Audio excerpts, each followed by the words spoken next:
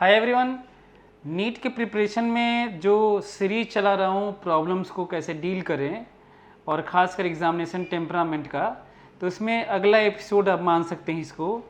फिर से उस लड़की का, उस बच्चे का जो पटना की है, उसके अपने क्वेश्चंस हैं जो जनरली सबके होते हैं, कॉमन ज़्यादातर होते हैं। उसमें एक और क्वेश्चन उसका आया है कि फिजिक्स को अटेम्प्ट करते समय खासकर जो अब नीट के एग्ज़ाम में लोगों को अप्लाई करना चाहिए, जो एक बेस्ट वे हो सकता है, उसी को मैं लगातार आप लोगों को बता रहा हूँ। पहला उसका क्वेश्चन है कि फ़ोटो वाला क्वेश्चन को सॉल्व करने में डेटा को कैसे दिमाग में रखें। इसके लिए पहले फ़ोटो देखें या क्वेश्चन पढ़ने के बाद फ़ोटो देखें। ऑब्वियस ही बात है, कहीं पे भी फ़ोटो पहले बना हो तो क्वेश्चन पढ़ते समय फ़ोटो रिलेट करना चाहिए, तो फ़ोटो पहले आप देख लें बल्कि, और पढ़ते समय उसे फिर से देखते रहें। ऐसा ना करें कि क्वेश्चन पहले पढ़ लें फिर फ़ोटो देखें, तो फिर आपको फिर क्वेश्चन पढ़ना पड़ेगा कि उस फोटो में, उस फिगर में, उस अरेंजमेंट में क्या हो रहा है। तो आप पहले ज़रूर फ़ोटो देख लें कि आपका फेमिलियर है कि नहीं, आपकी चीज़ें आपके दिमाग में उससे फेमिलियर, आपका दिमाग फेमिलियर है कि नहीं। और फिर उसके बाद पढ़ते समय भी बीच बीच में उसे देखते रहें। तो ये क्लियर हुआ कि हमें पहले अरेंजमेंट देख लेना है कि फेमिलियर है कि नहीं, और नहीं है तो आप पहले अटेम्प्ट में, पहले राउंड में उसको छोड़ भी सकते हैं।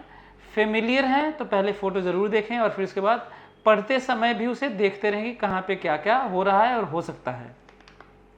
दूसरा क्वेश्चन है कि कभी कभी छोटा क्वेश्चन को सॉल्व करने में भी डेटा लिखना पड़ता है। बेहतर क्या होगा, क्वेश्चन पढ़ने के बाद डेटा लिखें या एक लाइन पूरा होते ही उसको डेटा लिख लें ताकि स्पीड बनी रहे। इसके लिए आप ये करिए कि जैसे ही आप एक लाइन पढ़ते हैं, कुछ डेटा दिया है, चाहे सिंबल में दिया हो चाहे डिजिट में, आप उसको लिख लें और फिर से आगे अपना दिमाग लगाते रहें कौन सा लॉ अप्लाई होगा, क्या होगा, फिर पढ़ें, फिर अगला वाला लिख लें। इसका मतलब एक रफ डायग्राम, वो तो पिछला वाला क्वेश्चन फोटो वाला था, अब ये वाला अब बल्कि फ़ोटो भी बनाते चले, कहाँ पे एक ब्लॉक बना लें, आगे क्या होने वाला है, सरफेस है, इंक्लाइन प्लेन है।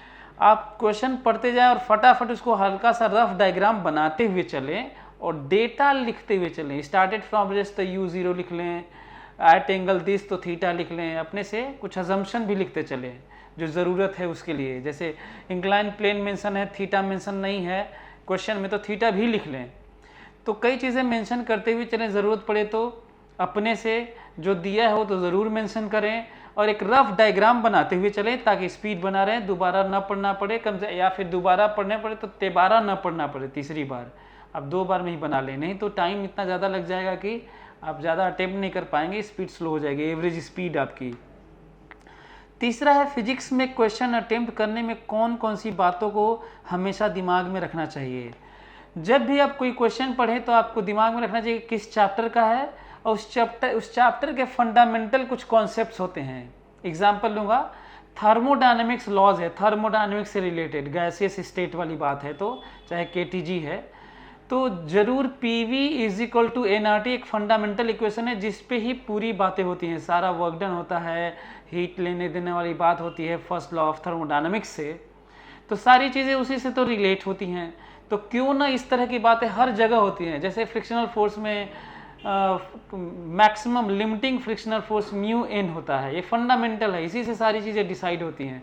एग्जाम्पल ले रहा हूँ, तो आपको दिमाग में ये रखना चाहिए कि किससे रिलेटेड है, उसके फंडामेंटल इक्वेशंस क्या हैं। चौथा है तुक्का मारने में सही आंसर की प्रोबेबिलिटी ज़्यादा कैसे होगी। 2 क्रॉस हो गया, 1 क्रॉस हो गया, तो कौन सा हम ज़्यादा मारें। एक मैं वीडियो बनाया हूँ कि 4:1 वाले केस में, अच्छा है, एक दो एग्जाम अब ऐसे भी आने वाले हैं जिसमें 5:1 निगेटिव मार्किंग है, मतलब सही पे 5 मिलेगा, गलत पे 1 कटेगा। हालांकि नीट और JEE मेन तो सही पे 4 मिलेगा और गलत पे 1 कटेगा।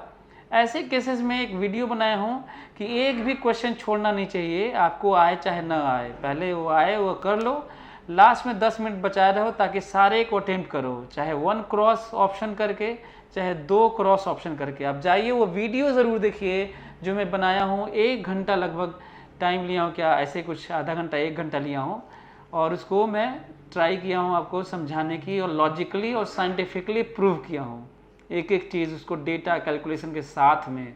लोगों को बड़ा फ़ायदा हुआ है, बहुत सारे बच्चे नीट निकाले, JEE मेन सब निकाले हैं ना, बहुत सारे एग्ज़ाम। आप उसको ज़रूर देखिए।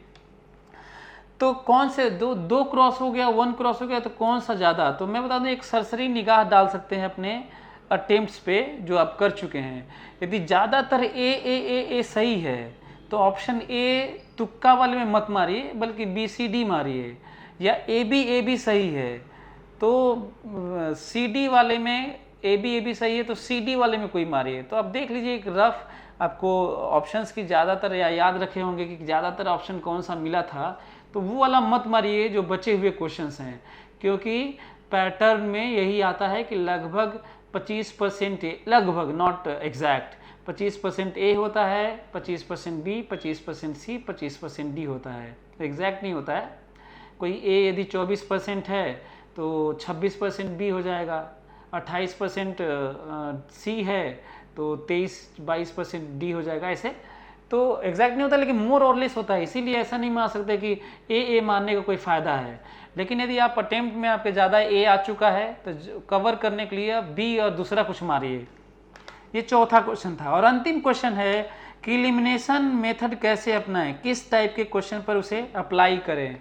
एलिमिनेशन मेथड ऑब्वियसली खासकर सबसे ज़्यादा वहाँ अप्लाई होता है जहाँ पर सिंबल में क्वेश्चंस होते हैं और दिए गए डेटा में हम इनिशियल वैल्यूज़ को रख के हम लोग बात करते हैं। स्टार्टेड फ्रॉम रेस्ट है, कोई वैल्यू v की आई है, तो उसमें t बराबर 0 रख के देख लीजिए कि v जो वैल्यू है वेरिएबल वो 0 आ रही है कि नहीं आ रही है। चाहे कोई और क्वेश्चन है, t बराबर 0 पे ओरिजिन से शुरू हुआ था, तो x की वैल्यू 0 आ रही है कि नहीं आ रही है, y की वैल्यू 0 आ रही है कि नहीं आ रही है, कोई थीटा की वैल्यू 90 करने पर कोई फ्री फॉल हो रहा है कि नहीं, ऐसे 0 करने पे वो रुका हुआ है कि नहीं।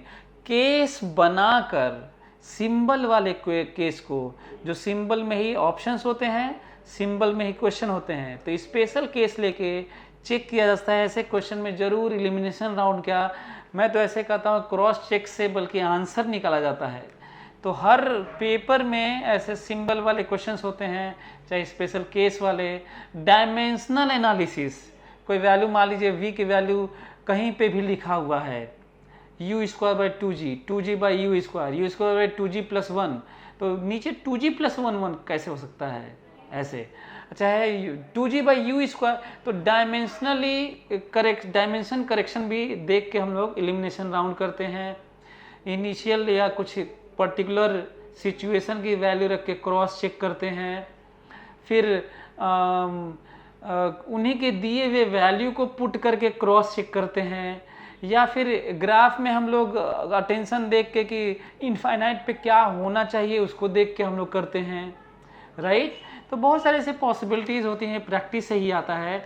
या फिर दिए गए डेटा कभी कभी चेक कर लेते हैं कि इसकी वैल्यू तो इससे ज़्यादा हो ही नहीं सकती, तो उससे भी हम लोग चेक कर लेते हैं पहले के प्री परसेप्शन जो डेटा होते हैं। तो हमें लग रहा है कि आप लोगों को मेरी बात समझ में आई होगी। अभी भी बचे हुए टाइम में इन चीज़ों को, इन स्टेप्स को फॉलो कर लीजिए और एग्ज़ाम में तो ज़रूर करिएगा। Okay, all the best, thank you.